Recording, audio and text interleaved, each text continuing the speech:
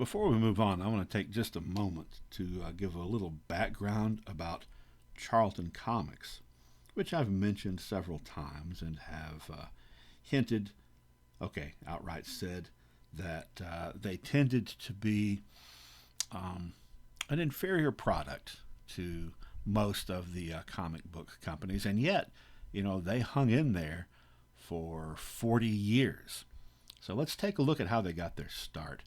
Um, what would eventually become Charlton Comics got their start in the late 1930s in prison when John Santangelo, who was an Italian immigrant to the U.S., a bricklayer who in the early 30s had come up with an idea to make money, and his idea was to print up the lyrics to popular songs in magazine form, which he did, and then he did make some money, but he did not give any credit to the songwriters, nor did he give them their percentage for the printing of their lyrics. Right, so he got in trouble with ASCAP and wound up going to prison for a year, where he met Ed Levy, a disbarred lawyer who had been disbarred and sent to prison for fraud.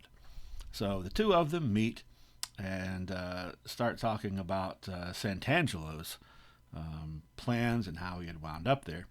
And when they got out of prison, they went into business together and formed a publishing company to do what Santangelo had been doing, but this time do it legally, and actually pay the royalties to the people who were deserving of them. So they established a magazine called Hit Parader, which would last for decades, and that was their most successful magazine. It was very popular, but there were many others that they wound up publishing. Most of them pertaining to the music industry in some way, like this magazine Downbeat. Later there would be another one called, I think, Song List. Magazines about music news and gossip, as well as lyrics being printed. And then in the 70s they had a magazine about CB radios. Well, all these magazine ventures, like I said, they were pretty successful. That's how they made their money. Now, they named their company Charlton because each of them had a son named Charles. So um, their publishing operation was kind of unique, especially compared to all the people we've talked about before, in that they did everything, and they did almost all of it under one roof at their compound in Derby, Connecticut. They had this two-story factory where they had editorial offices. Later they had staff offices for the publishing part. They also did their own printing in presses downstairs, and they did their own circulation and distribution, which meant they delivered their comic books themselves. And they even had, it's been said that they had their own sawmill, their own paper mill, which produced the really cheap paper that they used, much cheaper than even regular comic book paper, which kept things rolling. So everything under one roof, except for the paper mill, of course. Well, they paid very little, and in their comic book division, at least.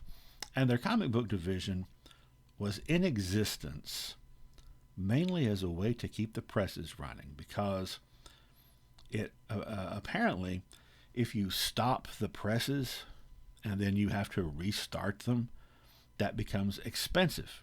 And it is actually much cheaper if you can just keep the presses rolling 24/7. But the magazines that they published weren't enough to be able to keep the presses rolling, so they just needed something to stick in there in the off time, and that's why they started making comic books. And that's also why their comic books were so cheaply made, and not only so far as the paper and so forth, but also the content. They didn't really care that much about the content. As long as it didn't violate the Comics Code Authority, didn't really matter a whole lot how good the story was, or if it made sense, or how good necessarily even the art was. Now, there were rumors, persistent rumors, that the mafia was connected to this operation as a money laundering operation. I don't think that there's ever been any conclusive proof of that, and that may have just been some, that may have been some stereotypes because it was an Italian immigrant running things. But it is true that on his annual trips back home to the old country, that Santangelo would usually bring back several people to immigrate to the U.S. that he would give jobs in his printing press. Well, like I said, they paid less than anyone else, but they always had people working, and that's because they may have paid less, but they paid immediately. Now, most other companies, if you were a writer or an artist, you do your assignment, and then it goes to the editor, and the editor looks over it, and the editor might say, well, this part doesn't make sense. Our company has certain policies and standards, so you have to do this, this, and that, and you can't do this, this, and the other thing. And this art needs to be modified. There's none of that at Charlton. As long as you get something to them that they can run through their press and sell, that's okay. So if you delivered your stuff to Charlton, you got paid immediately. You turn in your pages, you get your money. It's not much money, but it is money in hand. Whereas if you were working for one of the other publishers, you might have to wait for months to get paid after you turn something in, and you might be required to spend a lot more time on it, revising it and going over it. So this is a way that, if you're an artist or a writer and you need a steady income, it's pretty well guaranteed, although, probably not going to win any awards. 1955, the factory compound was flooded by Hurricane Diane, and the entire first floor was underwater. So that kind of that put a crimp in things. They kept going though. They farmed out. They outsourced their printing until they could get their operation back. However, the owners cut their rates to their writers and artists to just about a quarter of what they had previously been making, and they'd previously been making less than everyone else anyway, saying that, we don't want to go out of business. You want to still have an income, don't you? So we're going to have to tighten our belts. What they didn't say was that they had gotten disaster relief from the government enough to cover the repairs to the factory. So they actually weren't out any money, but they still cut the rates and raised prices on their comics at the same time and made even more money. So over the years, despite the fact that this was very much a fly-by-night operation that didn't have high aspirations, a lot of people who would go on to great success at Marvel and DC got their start at Charlton.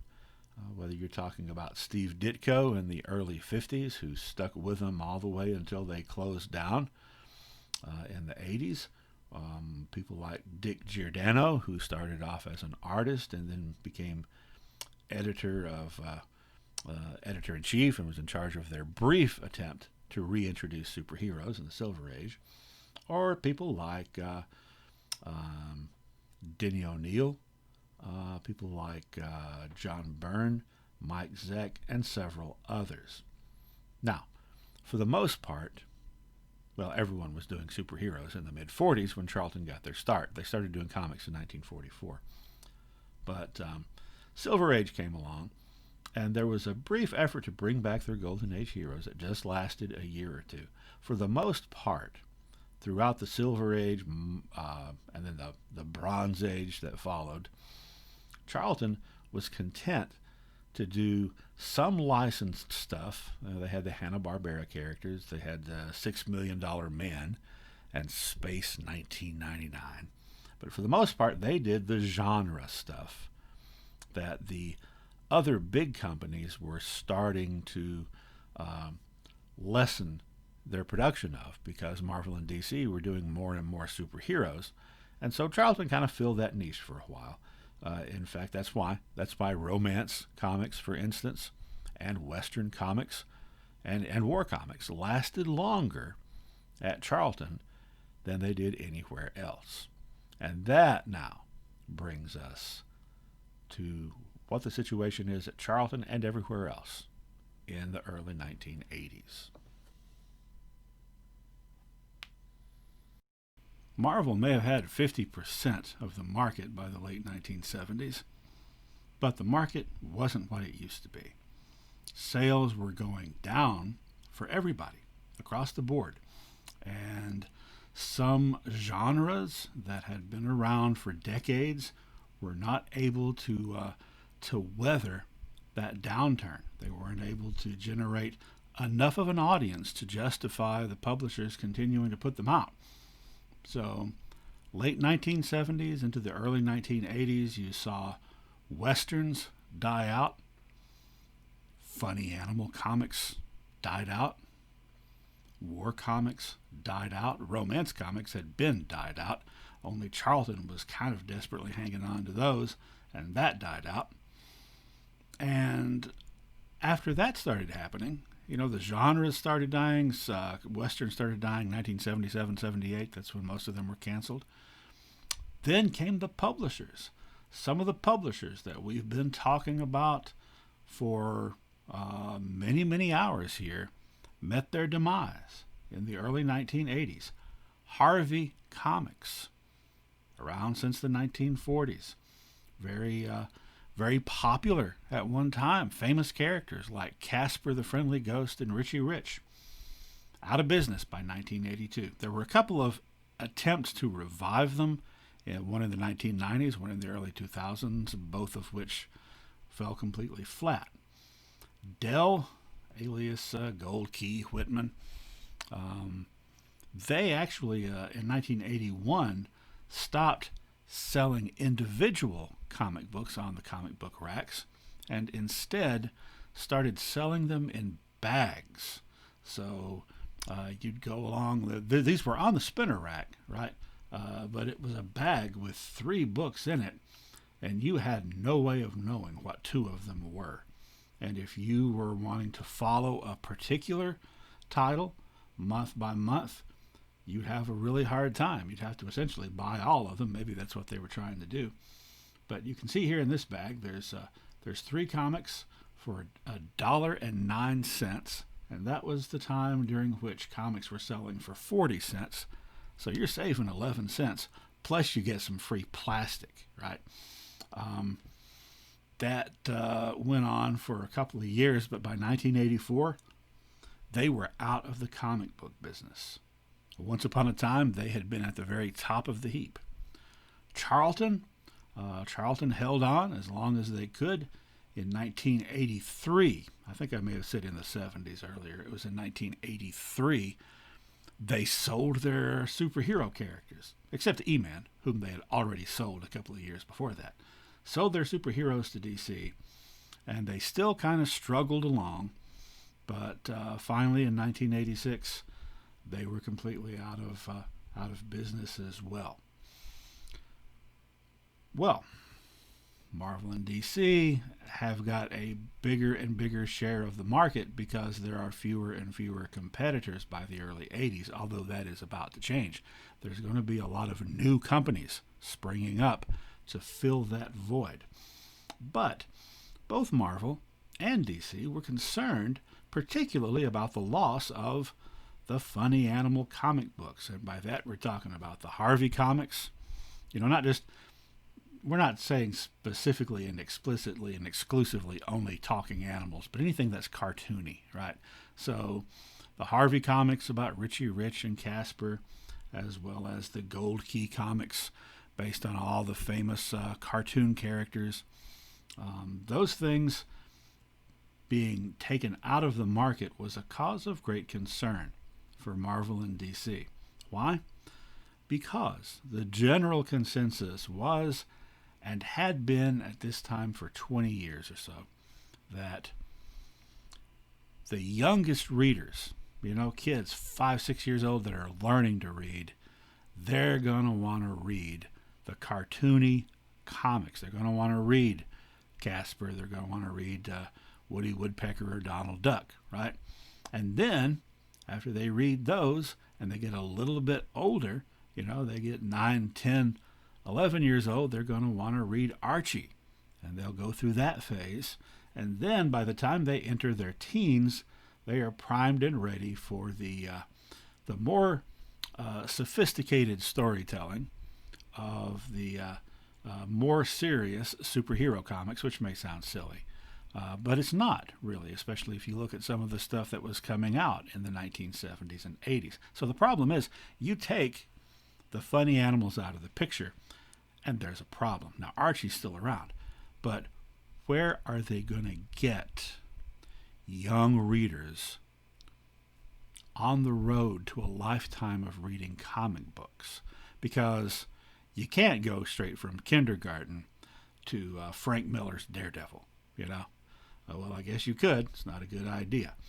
So both Marvel and DC in the early to mid 80s tried to rescue the funny animals genre by introducing their own. So Captain Carrot and his amazing zoo crew, we touched on that when we were talking about alternate Earths over at DC, lasted a couple of years.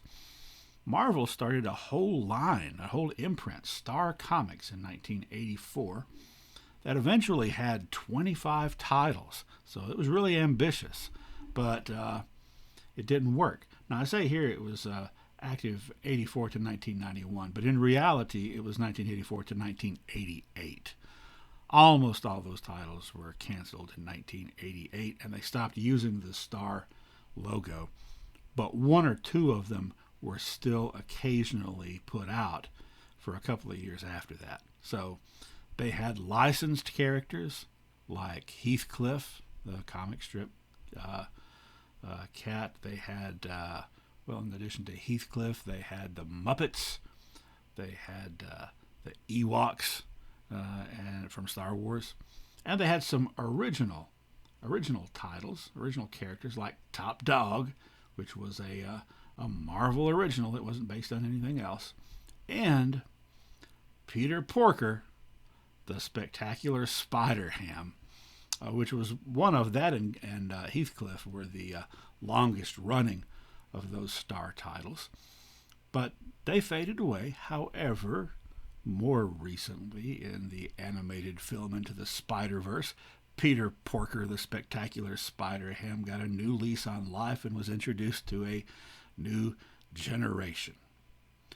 All right, so that's where we are. In the late 70s, early 80s, genres are collapsing and disappearing, and then publishing companies are collapsing and disappearing.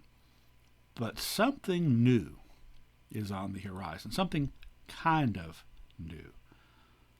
The graphic novel. Now, there have been a couple of occasions where we've talked about stuff already that I told you this was kind of like a prototype or a precursor to the graphic novel. 1949, 1950, the picture novel that rhymes with lust, illustrated by Matt Baker. Then in 1968, Gil Kane's Vanity Project, the hard-boiled detective single story. I mean, it said number one, but there was never a plan to be a number two. Both of those were sort of like graphic novels, but they weren't called that. Well, first one was called a picture novel. It didn't catch on. But by 1976, the concept was beginning to catch on.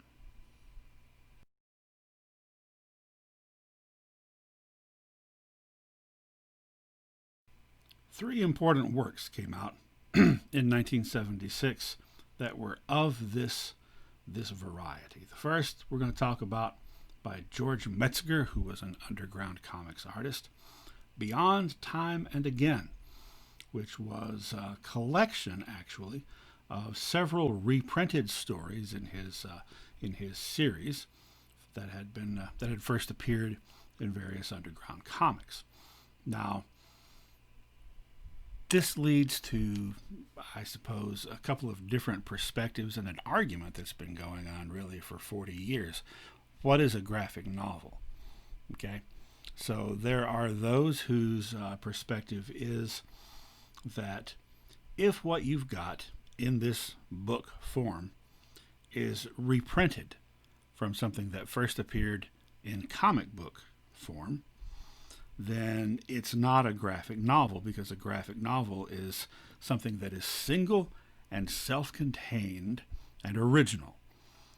So from that perspective, this would be what is referred to as a collection, or a trade paperback collection, or sometimes they're just called a trade, that reprints usually several issues of a comic book or several stories. But if you look at it that way, that means that Maus and The Watchmen don't count as graphic novels. They're actually collections. Well, you could make the argument also there that both Maus and The Watchmen, although they were serialized, were intended to have a definite ending, that they were intended to be finite. They just didn't come out all at once, so you could still call it a novel. It's like chapters in a novel. Whereas if you just randomly took, say, issue 536 through 542 of Batman and put them together, would that be a graphic novel? Well, I have gone back and forth on this myself.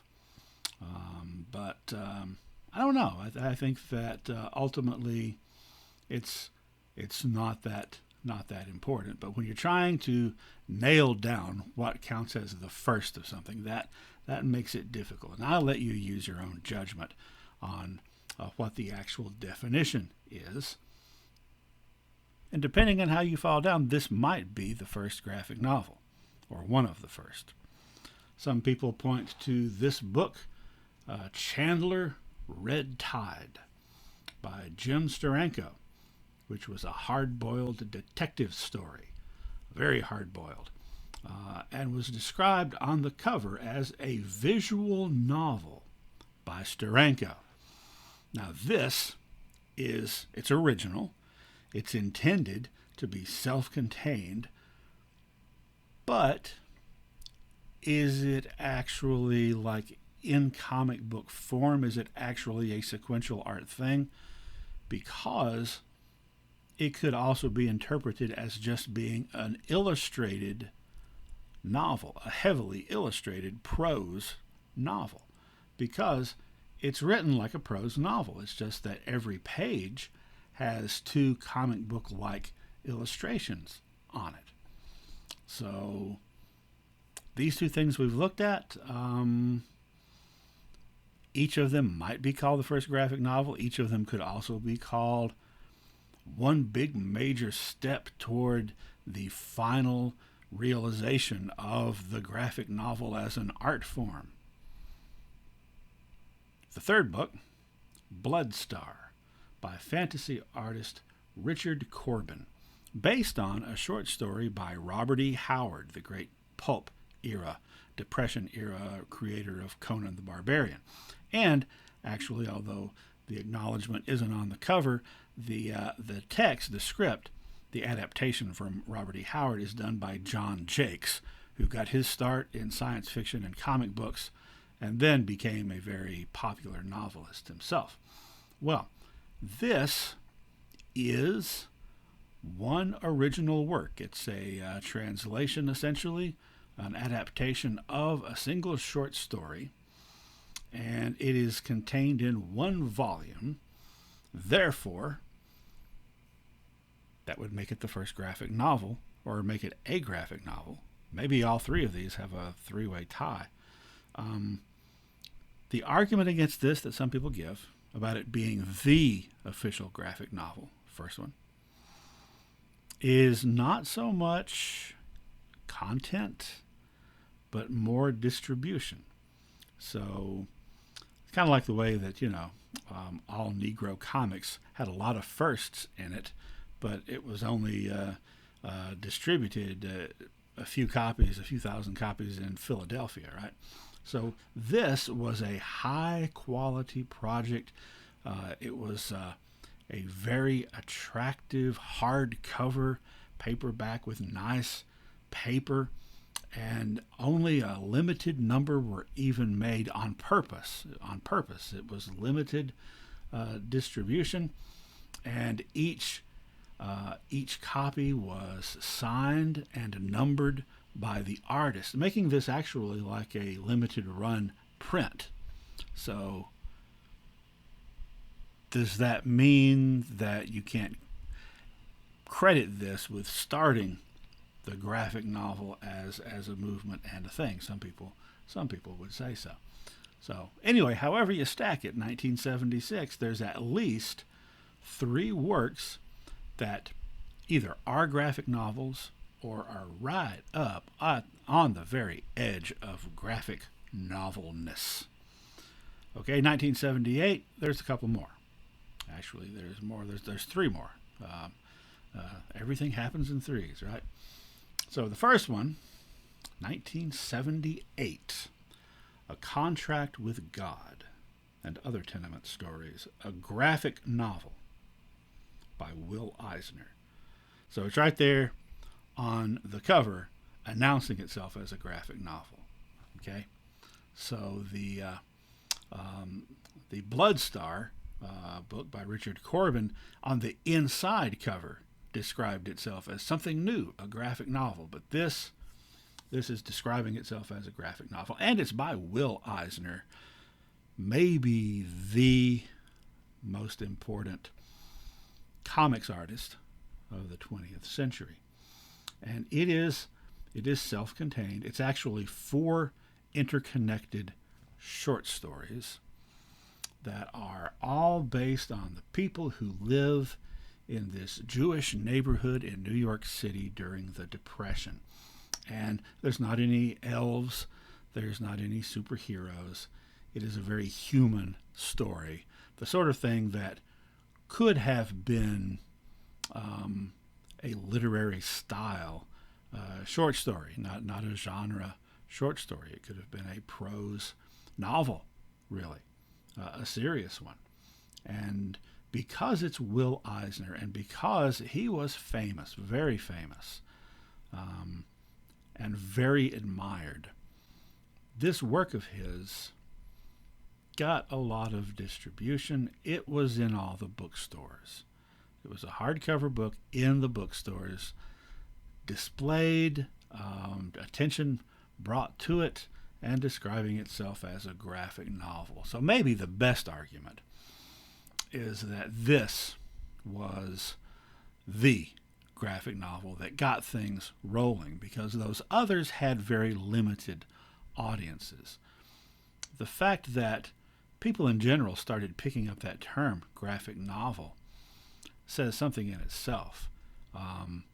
People want to call everything that is sequential art a graphic novel now, even if it is a comic book, because it sounds more artsy than a comic book, which to American ears sounds juvenile, although in Japan and France and Italy, the comic book, which is an American art form originally, is highly respected. But it never has been here until people started calling it graphic novels.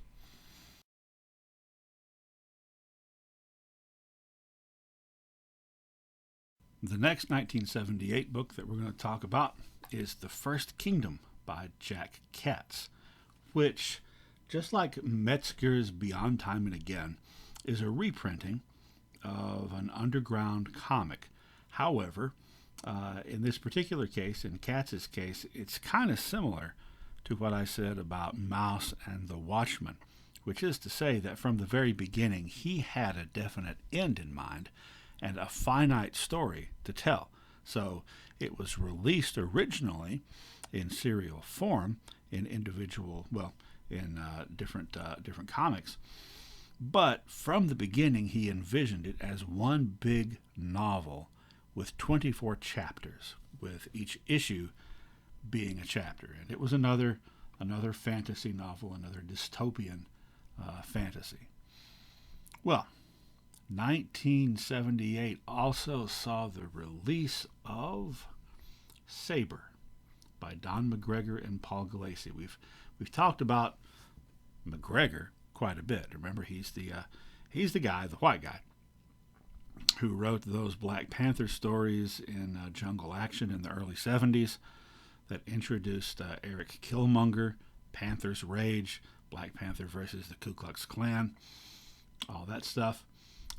And Saber is the sci-fi fantasy that he released that was also a futuristic dystopian thing that had an African-American hero who happened to also have a white girlfriend. Now, the first installment of this, a self-contained story, was released in 1978, and here is what makes it extremely significant. 3 words: direct sales only. What does that mean? Well, the various other books we've talked about, some of them have gotten exposure in all the major bookstores, like Will Eisner's Contract with God, like Stanley and Jack Kirby's Silver Surfer thing that was released through Simon & Schuster. Others may have been had some limited distribution here and there. Some of them may have made their way into bookstores. Some of them may have made their way into some comics shops. Now, comics shops is something that started to become a thing in the early 70s, and it was starting to grow by the late 70s. Now, here's what this direct sales only business is. This book by McGregor and Gulacy was only made available through comic stores. That's the only place you could buy it. Not at not at Kroger, not at Barnes and Noble. Only at the comics shop. And this was the first book, the first comic book or graphic novel to be marketed exclusively through comics shops. Now later, it got picked up, and we'll look at this in a little bit, by Eclipse Comics, and it was reprinted in a serialized form in Eclipse Comics, and then there were other chapters released. But this 1978 one was only to comic stores. All right, well, in 1978, there were about 300 comic shops in the United States. But by 1979, that number had more than doubled to 750. Now, these things started, the first handful that came into existence were in big cities, but they were starting to spring up in other places as well. So 1979, there were 750.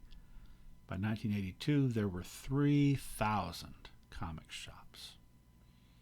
By 1992, there were 7,000 comic shops. Now, just looking at these numbers, you can tell that something big happened between 1979 and 1982, and it did, right? Something big had to have happened for the number of comic shops to have quadrupled. And also, if you're looking at the numbers, you know that something big must have happened between 1992 and 1995, because look how many comics shops closed. Well, we'll talk about that also. But for right now, let's just take a look at how these comic shops were, how and why they were proliferating. Now, by 1979, 1980, comic book sales at the newsstand were half what they had been in 1960. Half. Which, because of that's happening, because there's less demand, the specialized market would be drawn to places where they knew they could find them. And the real secret, the real thing that got things going was the idea of unrefundable sales from the comics company, from the publisher, to the individual comic book store. Now, you have to think about how things worked at the newsstand. Not just at the newsstand, but grocery stores, drugstores, places that had spinner racks. And this is how the magazine business, such as it is, still works today, right? So the publisher prints so many copies of a magazine and sends them out to stores. The stores put them out on display. Once they are out of date, then whatever copies of that magazine the store has left over, they will return to the publisher to get their money back for having invested in it. And they have to rip off the front cover and send the front cover to prove that, they're not just reselling the magazine, and then they're supposed to destroy the magazine itself. All right? Well, when publishers publish their magazines, they factor in, of all the numbers that they publish and send out, they factor in a certain number is going to be returned to them, and they'll have to give their money back. Remember when I talked about Shang-Chi, Master of Kung Fu, and the fact that it wasn't a huge seller, but it made more profit than some of the large selling books because there weren't as many copies printed, because they knew it wasn't a big seller. And they sold all of them, and they didn't have to, take any back, right? Well, comic book stores are reselling old comic books, back issues. Now, the publisher doesn't make a dime off of that. The comic book gets sold the first time, and that's the only time the publisher makes money. Now, comic book gets sold the first time. If that person then wants to just resell it to an individual, or if they want to sell it to a comic book store, or they want to sell it on eBay or whatever, they make the money. The money's theirs. Okay? So that's what comic book stores were set up to do. They collected old comic books that they would then sell to collectors who maybe wanted to, maybe somebody's got 75% of the issues of the Avengers, but they want them all, right? So the secret here is that comic book companies had to convince comic book stores to sell new comics. And how are they going to do that? Well, through this unrefundable sale model, because unlike the grocery store, if the comic book store gets, let's say they get 20 copies of an issue of a comic book, and 15 of them sell, and they're stuck with 5. If they were a grocery store, then that's just, they're stuck with it, right? And so they want to get their money back. If it's a comic book store, you've got 5 of those things still on hand. You just put them over with your old comic books and sell them that way. And in fact, the longer you hold on to them, the odds are the more valuable they're going to get, the more you'll get. Now, it's not guaranteed, as we shall see. So that's asking the comic book store to take a gamble, right? You're not going to be able to send anything back if you don't sell it. So that's the business model, and that changed everything. Changed everything because all the emphasis started to go to the comic book stores and away from newsstands and away from convenience stores and grocery stores and what have you. So just to give you an idea of how things were going so far as the public market in the late 1970s. When I was a kid, I've thought back, and I can think of 7 different places in Sparta that you could buy comic books. 7 different places that had a spinner rack in the late 70s. Now, Sparta's had a population at that time of about 5,000. That's been many, many years ago. Now it's up to 5,500 or something. Anyway, so several convenience stores and 3 different drugstores where you could buy comics in the late 70s. By 1981 or so, 6 of those 7 places no longer had the spinner rack, no longer sold the comics. There was only one place left in town that continued to sell comic books. That was a little convenience store called Alcorn's Market, over by the fairgrounds, not far from Findlay School. And when I was a kid, I lived about a mile from there. I used to walk there all the time. Now, they kept that spinner rack all through the 1980s and all through the 1990s. Finally, in the 21st century, they got rid of it. But they were the single oasis in a comic book desert of Sparta. Now, neighboring town of Cookeville, where Tennessee Tech is, about 5 times bigger of a town.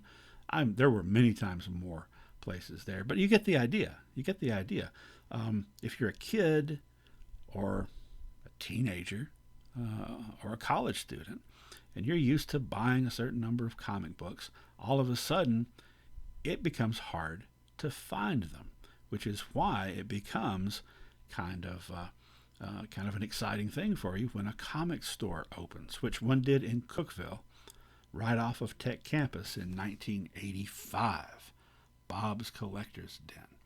Now, remember this lady? We talked about her some time ago when we were talking about important women in the industry. Carol Kalish, who was in sales at Marvel in the early 80s. And she almost single-handedly made this big move because with her in charge of trying to get sales, Marvel really reached out to comic book shop owners. Remember that she had this program that she started where Marvel would actually provide the money for these places to get a cash register because they wanted these comic shops to be open because that's a place to sell their product. Okay? Now, gradually, over time, Marvel started dipping their toes in the water to see how all this would work out. Starting in 1981, there was a new comic that came out called Dazzler. Dazzler was a mutant that was introduced in the pages of the X-Men, who was, she had the power to convert sound into energy. And so she got all the sound by being a disco singer, because it was 1981. Disco was on its way out, certainly. Not too long afterwards, so was Dazzler. But what they did was, with the first issue of Dazzler, they did not make it available at newsstands and spinner racks at all. The only place you could get it was at a comics shop. Now, starting with issue 2, it was at newsstands, okay? But they wanted to see how many people, once this was promoted, there were ads for it in their comics, how many people would seek it out. And they sold quite a few copies, quite a few more than they had expected that they would. So a few months later, a little less than a year later, Marvel did another experiment. They took 3 of their titles, 3 titles that weren't their most successful titles, but that had kind of a loyal following. And these 3 titles were The Micronauts, Moon Knight, and Kazar.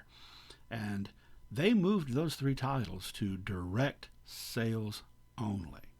So starting with that month, starting with the February issue, you could not find these at newsstands anymore. You could only get them at the comic shop. Now, that didn't make me happy because there was no comic shop. I mean, the closest one was 100 miles away in Nashville. So all of a sudden now I can't read Micronauts and Moon Knight and Kazar. But these titles did well. You could get them through a subscription too. They did well, and this demonstrated that market, the comic shop market, was a viable thing.